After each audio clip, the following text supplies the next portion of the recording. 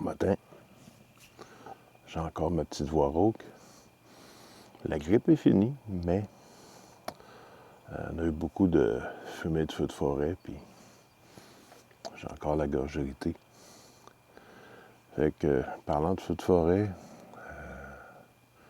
les indices de feu sont encore extrêmes. Les travaux en forêt sont arrêtés. Dans mon livre à moi, c'est pas le temps de sortir. Là. Ça commence à rafraîchir. Comme ce matin, il doit faire 12, 14 peut-être maximum. C'est frais. Ça fait du bien. Donc on va parler aujourd'hui des trucs qui ont vraiment changé profondément ma façon de faire du camping. Puis, par truc, on n'entend pas du matériel. On entend plus des idées, des techniques, des concepts,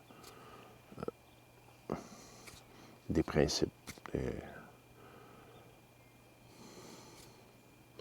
des façons de faire qui ont vraiment aidé à amener plus de confort, d'efficacité, de l'économie d'énergie. Et qu'on va y aller comme ça, à bonne franquette, là. J'ai pas écrit de script. J'ai une petite liste de notes sur mon cellulaire. Je pense une douzaine de points. Il y en a qui se recoupent pas mal. Je vais peut-être les condenser dans un. Mais je pense qu'il y a des trucs intéressants là-dedans. Puis, si ça peut aider quelqu'un à gagner un petit peu de temps pour les acquérir, là, parce que dans mon cas, ça a été long.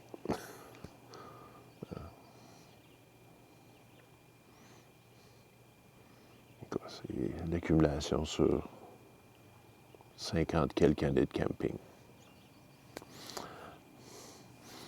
Donc, on va compléter notre petit café.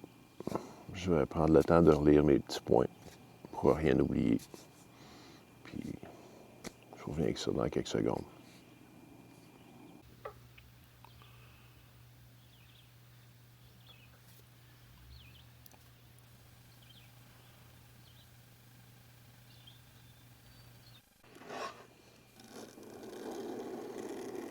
Et voilà.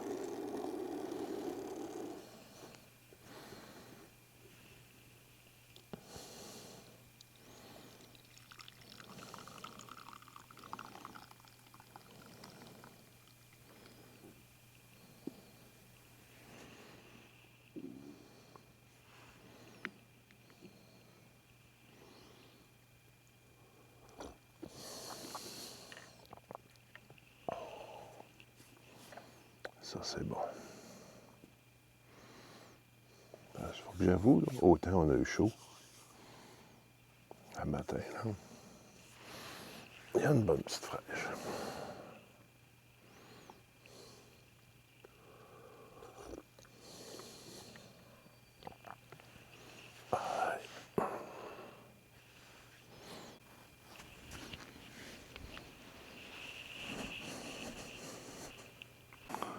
Une des premières leçons que j'ai appris en camping,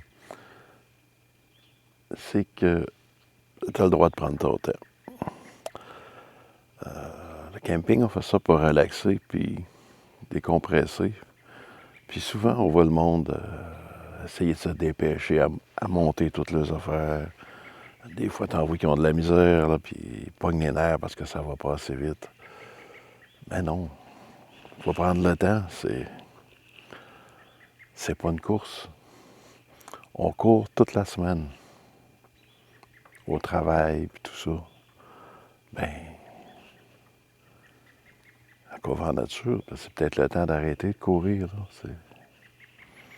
Fait que ça, c'est une des premières et des plus importantes leçons. Là. On a tout le droit de prendre notre temps, particulièrement en camping. Une autre intéressante, c'est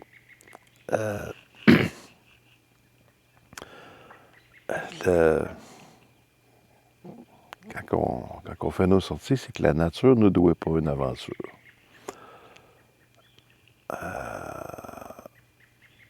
Ça ne sera pas tout le temps extraordinaire.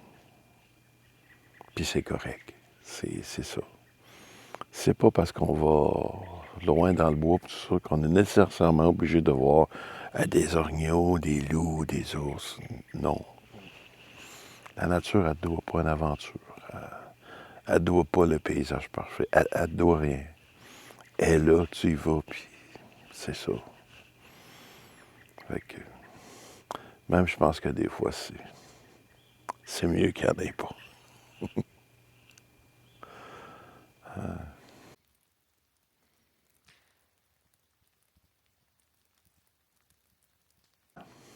Être confortable en camping, c'est pas tricher. C'est comme bon pêcheur, là. On ne faut pas faire du camping pour être de la misère. Effectivement. Fait que, ouais, tu sais, le sleeping pad 4 pouces au lieu du 2 pouces et demi. Là. C'est 200 grammes de plus. Je peux-tu vraiment chialer pour 200 grammes de plus? J'ai 20 livres à perdre. C'est on parlait un petit peu la course au poids. Là. Je comprends, il ne faut pas se surcharger. Si on fait des grands portages en canot, c'est normal de couper sur le poids. Là. Mais ça vaut-tu la peine d'acheter une tente ultra légère à 1200$ pour la sortir du derrière de sa voiture? Ben voilà. Je connais ça. J'en connais qui le font.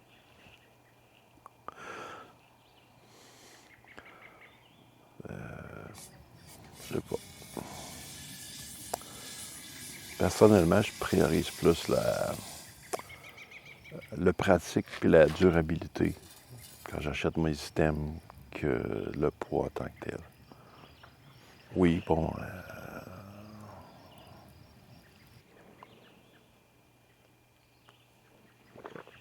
je donnais ça comme exemple. Ça prend plus de place. C'est probablement plus pesant que ma tasse en titane. Par contre, comme c'est du bois et que c'est isolant, mon café refroidit beaucoup moins vite que dans une tasse en titane. C'est pour ça que j'ai une coque ça.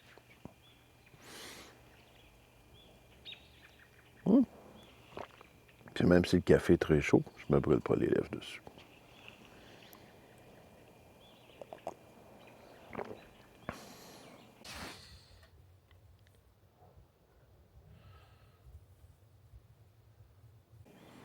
Prendre son temps avant d'acheter des équipements. Prendre le temps, de magasiner les prix, les spécifications, c'est sûr. Les petites. Des fois, c'est important, les petites particularités, des fois, que certains produits ont. Moi, j'ai des trucs que j'ai achetés, que j'avais éliminés de ma liste avant. Et après, à la deuxième reconsidération, là, regarde, il y a ces pochettes-là. Puis les flaps tiennent avec des aimants, c'est pas des toggles. Ben, non, ça m'intéresse plus. Ou, cette tente-là, elle est plus lourde que les deux autres, mais, il y a 2 vestibules, 2 portes. Elle est plus lourde, mais... Quand j'ai acheté ma Eureka, j'en regardais 2 ou 3 comme ça, puis j'ai choisi la Eureka parce que dans le format que je voulais, c'était une des seules dans le temps qui avait 2 vestibules, 2 portes. Et je trouvais ça pratique parce que j'avais un petit coin pour mettre mes bagages dans le vestibule avant, puis dans le vestibule arrière, je pouvais mettre vraiment les trucs qui me servaient moins.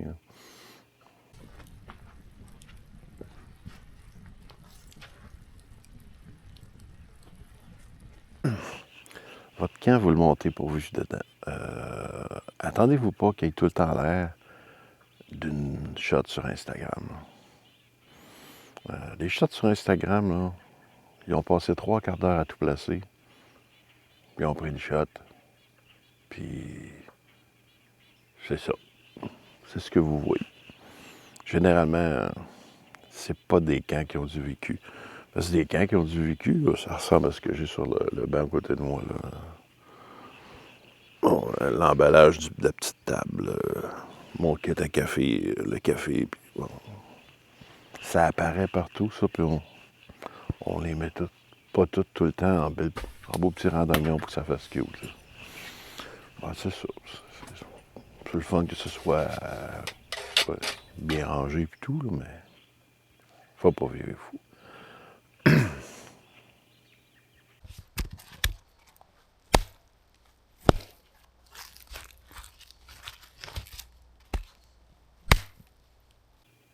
Les corvées de camp.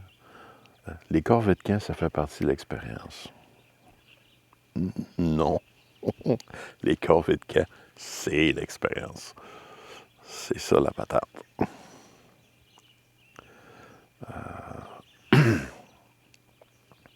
Si on ne coupe pas de bois et qu'on ne fait pas de bois, ben, on n'aura pas de feu, on n'aura pas de chaleur, on ne pourra pas faire de la cuisine.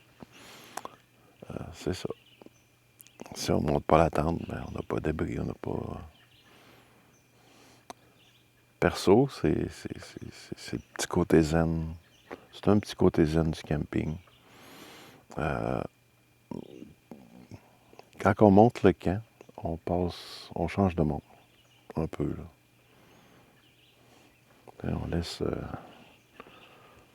On laisse la semaine dans le truck, là, puis on sort la vie de fin de semaine, là, ou du mercredi soir. Là, ça dépend quand il va. Hein.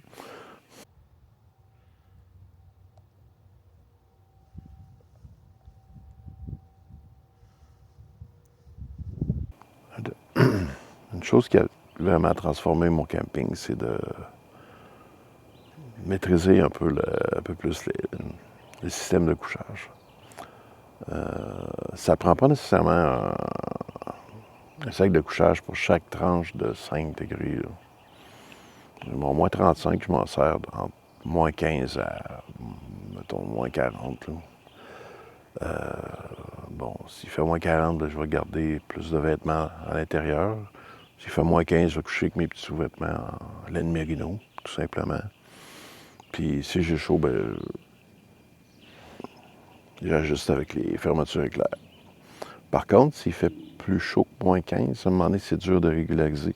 J'ai soit trop chaud ou trop froid. T'sais, on vient plus à bout. Là. Pour une certaine plage, ben, j'utilise mon gros sac. J'ai une autre plage, peut-être un autre 15 degrés, j'utilise un moins 18. Après ça, je tombe, bon, vous voyez le topo, là. Mais on ne peut pas tout faire avec le même tout le temps. Ça prend un certain assortiment. Bon, ça part d'un simple liner en coton à un sleeping bag moins 35, puis une panoplie entre les deux. Quand on a saisi le fait que bon, ça prend une petite librairie là, pour pouvoir couvrir. Si on fait du camping juste l'été, c'est pas vraiment compliqué. Là. Un liner en coton, un petit sleeping bag à 0 degré, puis on est en business. Là, bon.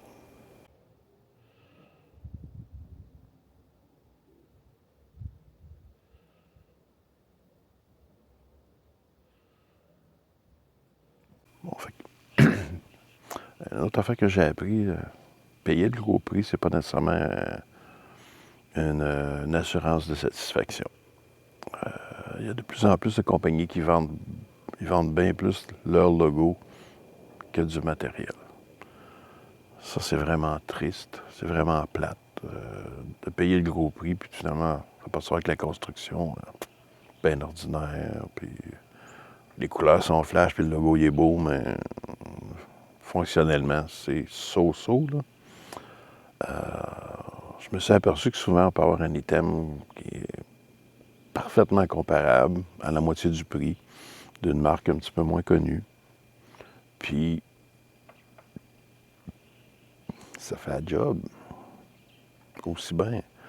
Moitié prix, puis tu as 95% de la fonctionnalité. Ouais, tant qu'à moi, c'est un bon trade-off. Là. Mais ben, des fois, il n'y a même pas de. Il n'y a même pas de trade-off, là. Honnêtement. Il faut vraiment analyser notre situation un peu. Là. Ça vaut-tu la peine de payer vraiment une fortune pour avoir du premium pour faire 3 sorties par année? Pas sûr. Ou on a-tu les moyens d'en acheter une cheap si on est dehors à toutes les fins de semaine?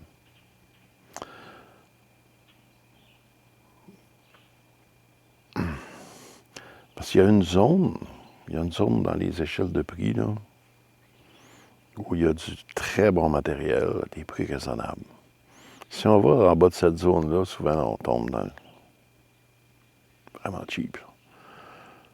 Puis si on va en haut, ben, souvent on paye plus pour le nom que pour la qualité supérieure. Là. Il y a des items ultra légers, tout le kit, bon, qui sont une fortune, puis qui sont vraiment beaucoup plus légers, puis faut vraiment se poser la question si on l'achète dessus parce que c'est le top, puis qu'on veut se péter les bretelles, ou parce que c'est ce qu'on a de besoin. Il faut être honnête avec soi-même un peu. Bon, sur la liste, on est rendu. Oui.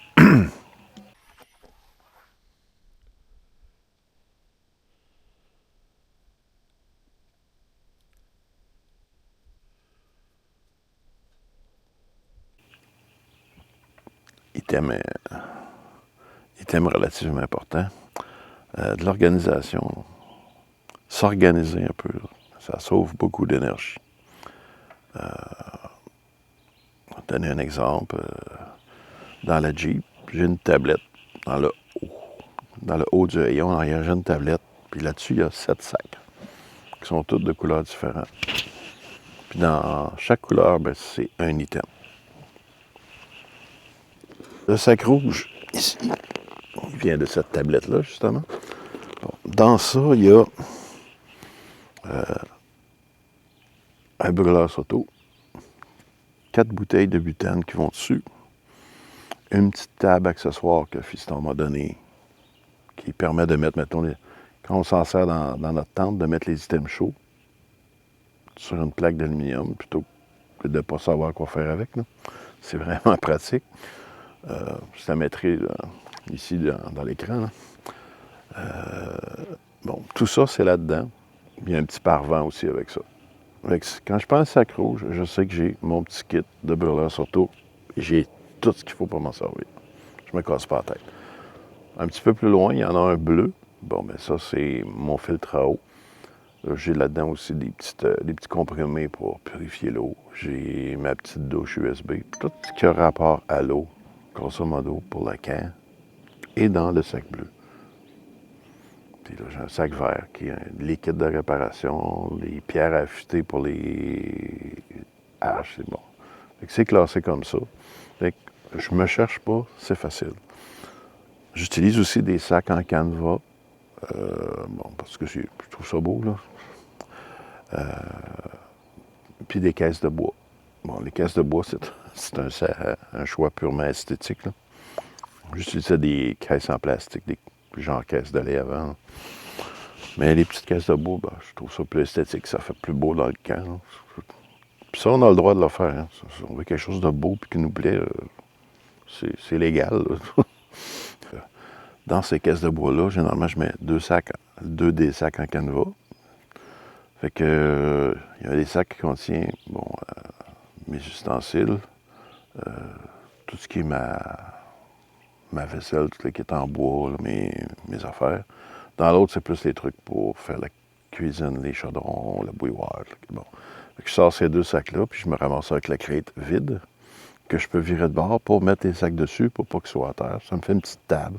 Si je le flippe sur le côté, ben ça me fait une petite table plus petite, mais plus haute. Bon, ça me fait des petits meubles pour organiser ma petite cuisine autour de ma table, puis ranger mon stock. C'est ça. C'est peut-être pas le truc à tout le monde, ces affaires-là, mais j'aime bien ça avoir mes affaires toutes par kit. Exemple, j'ai un sac de transport de bûches. Bon, ben, dans la Jeep, je mets ma petite mini chainsaw, ma hache, ma petite scie à main, l'huile à chaîne. Souvent, mon couteau va être là-dedans. Je replie le sac sur lui-même. Bon, ben, je sais que mon petit kit pour faire mon bois, il est organisé. Tout est dedans. Je ne me cherche pas. J'ai du bois à faire. Ce sac-là sort. Voilà, on est prêt. Ça sauve du temps, ça sauve de l'énergie. Ça évite d'oublier des trucs. Ça évite de perdre des trucs.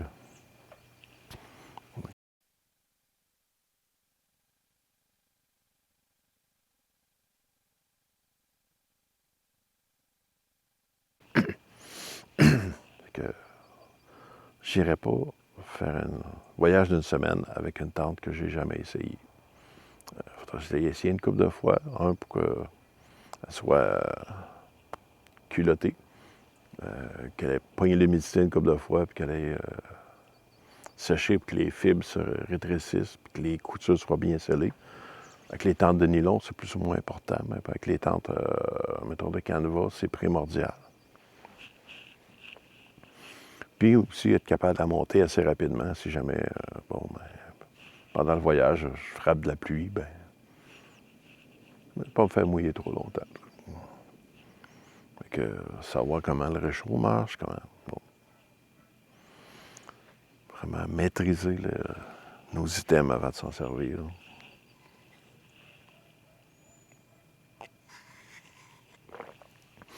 La première utilisation, je la réserverais mettons, à la sortie d'une fin de semaine, quelque chose comme ça.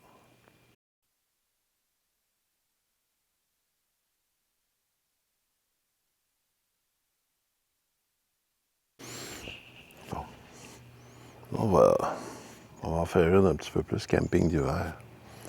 Un autre affaire qui a transformé l'expérience dans mon cas, c'est apprendre à gérer des petits poêles en titane.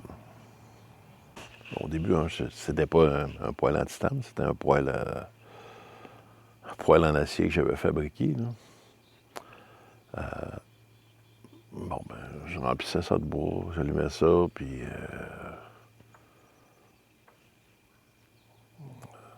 je le bourrais, puis là, quand ça commençait à être frais, je le rebourrais. Puis, bon, la nuit, ben, c'était le même principe. Bon, avec quelques années, puis l'expérience, ça a été fini. Après avoir acheté un bon système de couchage, j'ai plus eu besoin de chauffer la nuit. First. Mais il restait le reste du temps. Quand je passais ma soirée dans la tente, bon, il y avait des gros up and down. Ça n'arrive plus. Avec le temps, j'ai comme appris que je suis mieux de mettre 2 petites bûchettes aux demi-heures ou aux 20 minutes, tout dépend. Tout dépend du poêle, de la tente et de la température. Mais je suis mieux de garocher 1 ou 2 petites bûchettes aux 20 minutes, aux demi-heures. Puis, je fais ça, puis la tente, elle reste mettons, entre 18 puis 24 degrés. Là. Pouf! Merveilleux, confortable. Plus de 35, 10, 35, 10. Là. En mettant du bois continuellement, des petites quantités. Puis c'est rien à faire d'une veillée. Tu es là en train de te faire à souper ou de souper ou quand je lis, souvent le poêle est juste à portée de main. Là. Je m'étire, je prends une petite bûchette. Ça. Je m'étire, je rouvre la porte, je prends des petites bûchettes, je les mets dedans, je la ferme, je repogne mon livre. C'est rien. Puis ça me permet d'être confortable, d'avoir une belle température. C'est quelque chose qui est le fun j'encourage fortement à essayer. Là. Coupe de sortie, là, on y pense même plus. À toutes les fois qu'on bouge, bon, on en met une, puis ça règle le cas. Fait que...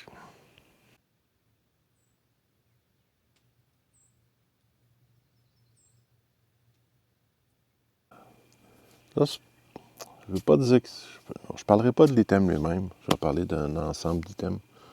Une affaire qui a vraiment transformé les affaires, c'est le frigo. Je peux mettre 2 fois plus de nourriture dans un truc de la même grosseur. Puis j'ai fini de m'inquiéter pour la glace. J'ai fini de m'inquiéter pour la bouffe qui devient trempe. Ça a enlevé pas mal de stress. Puis avec les panneaux solaires, ben, j'ai jamais besoin de m'inquiéter de manquer de batterie. Ça, si vous faites du overland ou quelque chose de même, c'est un des meilleurs achats qu'on peut faire. Puis je ne dirais pas quoi acheter, là, même si j'ai... Bon. Que ça, c'est quelque chose qui a vraiment transformé. Je ne vous dirai pas quoi acheter. Mais ça vaut la peine de prendre quelque chose d'une certaine qualité. Il y a ça. C'est tant qu'être un petit peu dans les systèmes, les foyers transportables, les petits foyers pliants portables. Ça, je trouve ça le fun. Ça a vraiment changé l'expérience pour moi parce que ça me permet, même si j'arrive sur un site où il y a un pit à feu, s'il n'est pas à une place qui me tente, le pit à feu, là, ben, je prends ma petite couverture ignifuge, je mets mon petit pit à feu portatif dessus, puis je peux faire mon feu où ce que je veux sur le terrain. Ça, c'est vraiment le fun, parce que ça nous permet d'organiser vraiment le terrain comme on veut, puis on fait 0 dommage. Avec un petit pit à feu portatif avec une couverture ignifuge, là, ça a vraiment changé l'expérience aussi, ça. Ouais, puis on est un peu dans le matériel. Ben, des tongs, des grosses pinces longues. Je vais vous dire, honnêtement, c'est le meilleur tisonnier que j'ai jamais eu. Encore là, quand on y va sac au dos, on ne peut pas, là, mais si on y va en Jeep ou même en canot, c'est quelque chose que j'amènerais. C'est pas si lourd, puis même on peut les laver puis s'en servir pour les steaks. Bon, c'est versatile.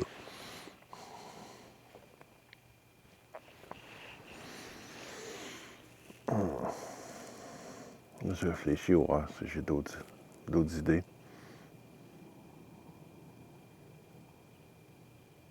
Oui, on parlait de confort tantôt. Une bonne chaise. Oui, ça, c'est quelque chose qui est plus ou moins négociable. Puis même quand j'y vais avec un sac à dos, j'amène une petite mini-chaise à cette heure, pratiquement.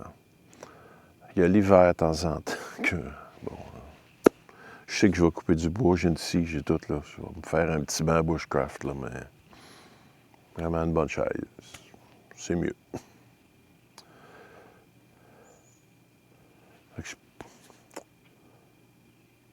Au pire, je réenregistrerai s'il y a quelque chose qui me revient à l'esprit dans la journée. Là. Fait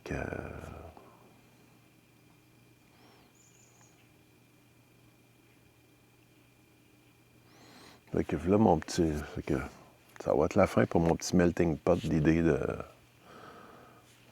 qui ont changé ma façon de camper, là, ou de réalisation que j'ai eue en campagne. On va appeler ça comme vous voulez. Là. Mais en tout cas, merci de l'avoir écouté jusqu'à la fin. Puis on se retrouve au prochain épisode de Boréal Camping.